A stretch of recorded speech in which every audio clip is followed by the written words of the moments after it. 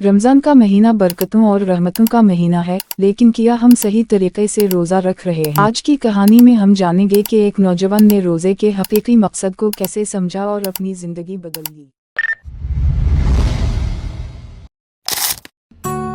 हुस्न एक आम नौजवान था जो हर साल रमज़ान में रोज़ा तो रखता था, मगर बस भूख और प्यास सहने को ही रोज़ा समझता था। वो सहरी में खूब खाता, दिन भर सोता और इफ्तार के वक्त दस्तरखान पर हर तरह के खानों का लुत्फ उठाता। एक दिन इसके दादा जान ने उसे पास बुलाया और पूछा, बेटा क्या तुम्हें मालूम है कि रोजे का असल मकसद क्या है? हुस्न ने फौरन जवाब दिया, जी दादा जान, भूख और प्यास पर सब्र करना और मगरिब के वक्त खाने से लुत्फ उठाना।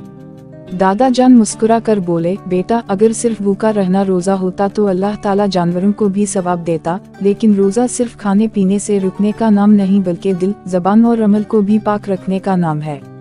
हुस्न ने हैरानी से पूछा, तो फिर रोज़ा रखने का सही तरीका क्या है? दादा जान ने नरमी से समझाया, सहरी में नियत के साथ खाओ, दिन भर अल्लाह की रज़ा के लिए बुरे कामों से बचो, सब्र और तहम्मुल का मुजाहिरा करो, ज्यादा से ज्यादा कुरान पढ़ो और इफ्तार के वक्त अल्लाह का शुक्र अदा करो। सबसे बढ़कर रोज़ा तुम्हें दूसरों की भूख और तकलीफ का एहसास दिलाए ताकि तुम गरीबों की मदद कर सको।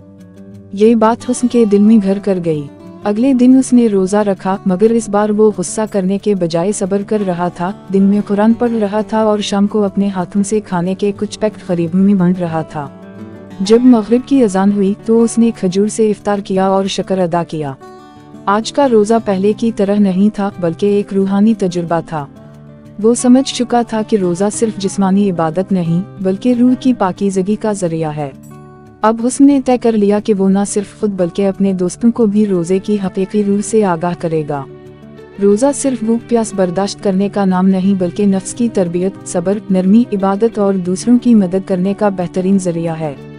जो लोग उसे समझ लेते हैं उनकी जिंदगियां बदल जाती हैं। अगर आपको ये वीडियो पसंद आए तो लाइक करें, कमेंट्स में अपनी राय दें और मज़ीद दिलचस्प वीडियोस के लिए हमारे चैनल को सब्सक्राइब करें।